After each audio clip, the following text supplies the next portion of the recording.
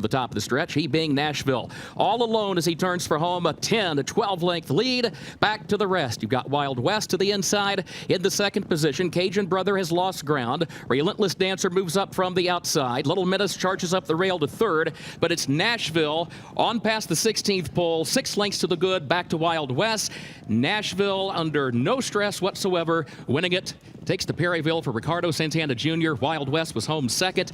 Welcome back to Racing Rundown. Today we're going to be doing a preview of the Grade 1 Malibu Stakes, the final Grade 1 stake in the United States in the year 2020. And this is another really good renewal of this race. We've got 5 horses in here who are former stakes winners, and 4 of those 5 horses are graded stakes winners. So there's a lot of deep talent in here.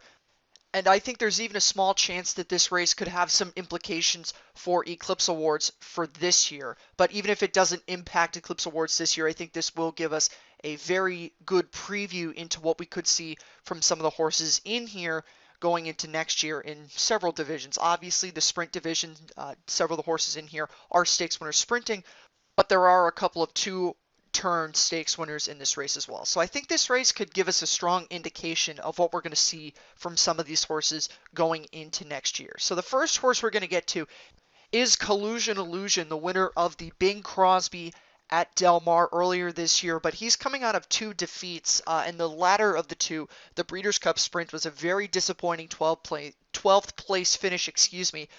Collusion Illusion is a horse that if you listen to the show often, and remember back to July and August, Collusion Illusion was a horse that I thought very, very highly of, and I was very disappointed with his defeat in the Santa Anita Sprint Championship, and then seeing the effort in the Breeders' Cup. And looking back to, we saw him have some really nice races earlier in the year.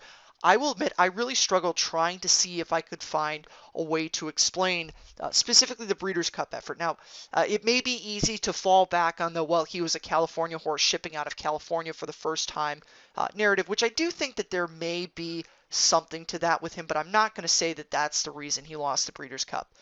He definitely wasn't helped by drawing inside, but I also think if you look back at the Breeders' Cup Sprint, he had to check up against Bon Raison at the top of the stretch in that race, which I really think took a lot out of him in terms of being able to get a little bit of a better finish in that race. I don't think he would have won. I don't think he would have run in the top 5 or anything like that, but I do think he could have finished a little bit better than 12th. That being said, he does get back into a setup where I believe he can succeed from, and judging by the Bing Crosby, that was a race where he had a very good pace in front of him, and he wasn't in a position like he was in the Santa Anita Sprint Championship where they weren't going that fast and he was a little bit too close to lead. I think he's going to find the happy medium in here where he's not too far back and they're going fast enough where it's going to give him a good setup in. So I do think he can rebound and run a lot better than he did in the Breeders' Cup. The number 2 horse is Thousand Words, another perplexing horse looking at this race because you can't really predict with certainty anything about Thousand Words' career. I would hesitate to call Thousand Words inconsistent, but I think his career patterns are inconsistent in terms of where he succeeds from in a given race. Because I do think there was a time where we thought Thousand Words does his best running on the lead. And that was post Shared Belief where he won that race when he was on the lead the entire time.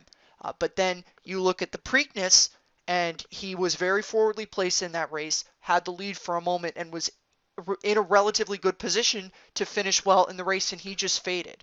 But to counter the other point where you might think, okay, well then he should be running off the pace then. You go back and you look at the San Felipe.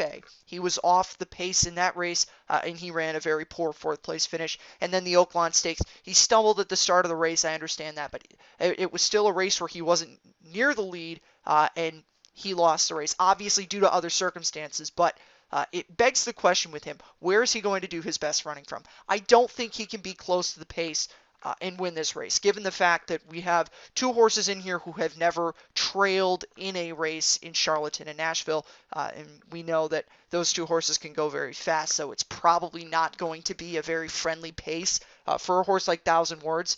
Ultimately, in this race with Thousand Words, I think it just boils down to I don't trust him one way or the other. I've seen him win races from certain positions, and I've seen him not win races and run poorly with very similar setups. So I'm not going to pick Thousand Words here just because I cannot trust what I'm going to get from him. The next horse we're going to move on to is Nashville, the Steve Asmussen trained 3-year-old colt who had a very late start to his 3-year-old campaign but has 3 really impressive races under his belt. As I've mentioned already, he's never trailed in a race. He's coming out of a very, very impressive win in the Perryville Stakes, one of the undercard stakes on Breeders' Cup Saturday. If you haven't seen that race, I would suggest you go give it a watch. It was a very, very impressive performance for Nashville. I do think in terms of if we were to rank the horses in here purely based on talent, I think he's the best horse on talent in this race. I'm not super concerned about the fact I did mention last segment with Thousand Words that I do think he's going to go very fast. I'm not super concerned about it. He's gone very fast in races like the Perryville, and even in his allowance win, his opening fractions were very swift. So I think that Nashville does have the potential to run through it, and I think he's going to be favored in the race, and I do think he will be a very deserving favorite. He's not really shown that he has any flaws.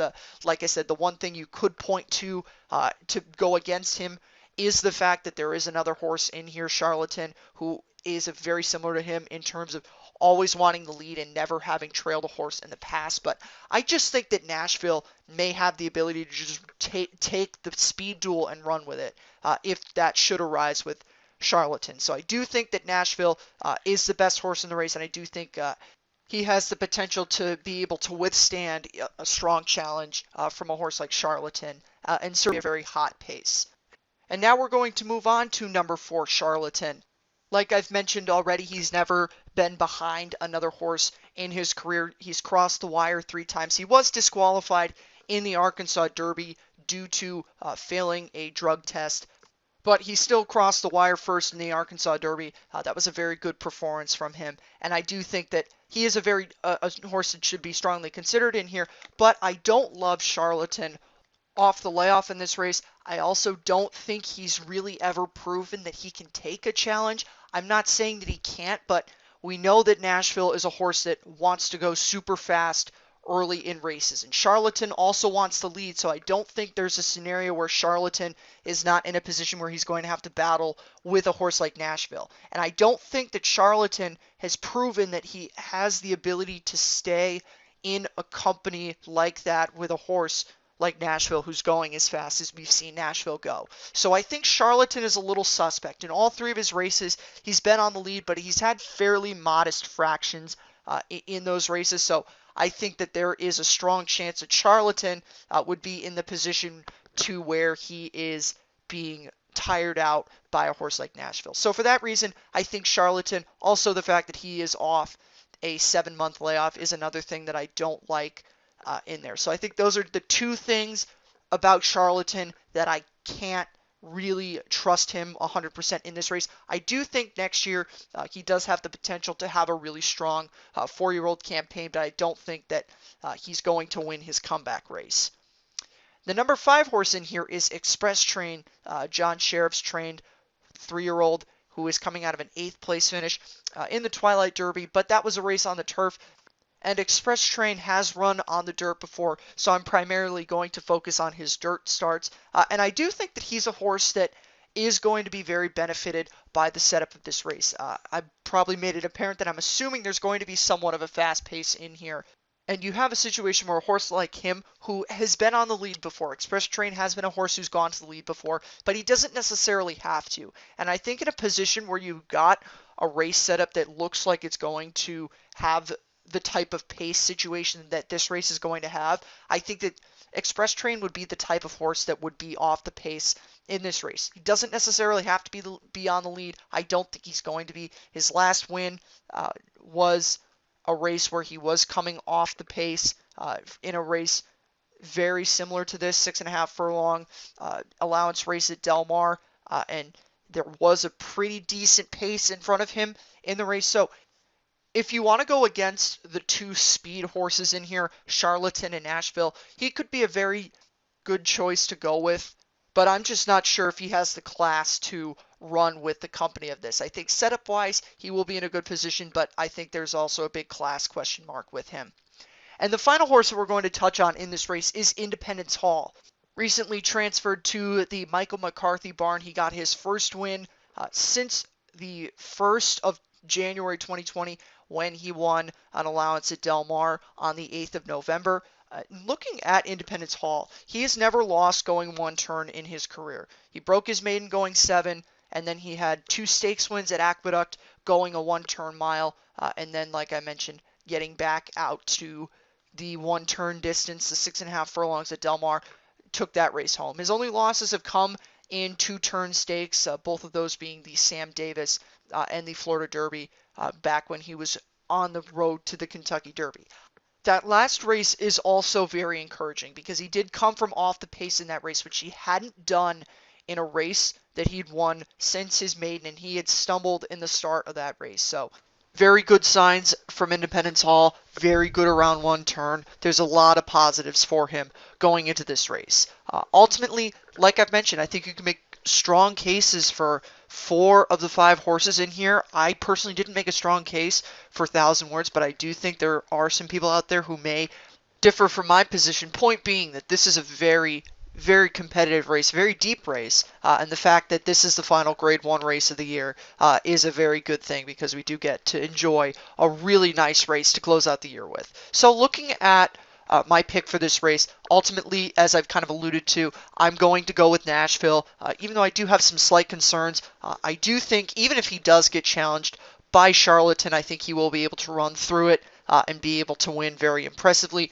We have seen from him very often that he is a very fast racehorse, and it may just come down to a simple fact that he's faster than all the other horses in here. So I like him. I'm not going to give a top 3 in here just because I don't think that it really benefits for making a top 3 for a race like this, but I will say if you're looking for someone underneath, I do like Collusion Illusion to improve from the Breeders' Cup. But Nashville on top, my value play in here is Collusion Illusion. And with that being said, we will see you for another couple of previews. We will have one for the San Antonio Stakes and potentially one of the other races. So we will have those coming up over the next few days. Good luck if you do play this race. And even if you aren't playing this race, definitely take some time out to give this race a watch because this is a very competitive race.